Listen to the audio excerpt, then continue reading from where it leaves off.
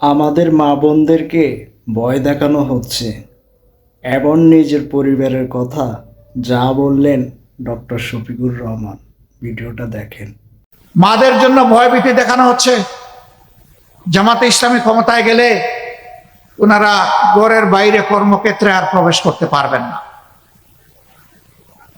আমি নিজে তার সাক্ষী।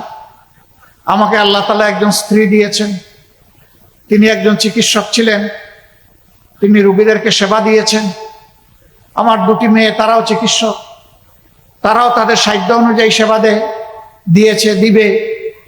একটি ছেলে, সেও চিকিৎসক, সেও চেষ্টা করছে তার জায়গা থেকে মানুষকে সেবা দেওয়ার।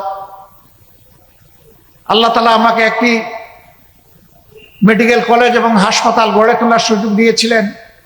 সেখানে যেমন নারীরা কাজ করে তেমন পুরুষেরা কাজ করে, যদিও সেই শিক্ষা প্রতিষ্ঠানটা কেবলমাত্র ছাত্রীদের জন্য ডেজিগনেটেড।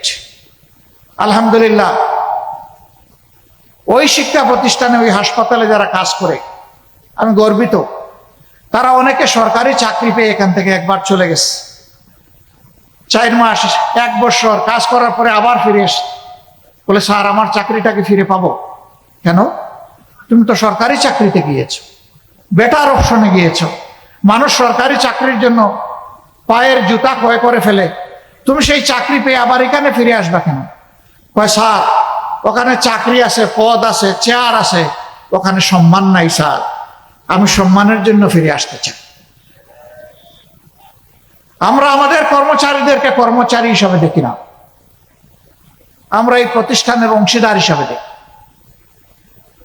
তারাও মানুষ, কোনো সময় ভুল করতো। আল্লাহর কসম, আমি কখনো একজন পুরুষ কর্মচারীকে আরেকজন মানুষের সামনে কখনো বিচার করি নাই, শাসন করি নাই। একা এনে দরদের সাথে মাথায় হাত দিয়ে কথা বলেছি, তুমি আমার ভাই, তুমি আমার সন্তান তুল্য, তোমাকে এভাবেই দেখতে চাই। এই কাজটা পছন্দ হয় নাই, আশা করি তুমি সংশোধন করে নেবে।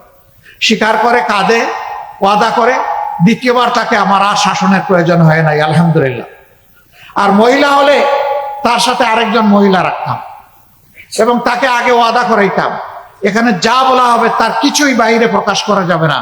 যদি তুমি প্রকাশ করো, তোমার এই ঠিকানা থাকবে না, এই ঠিকানা থেকে তুমি আউট হয়ে যাবে।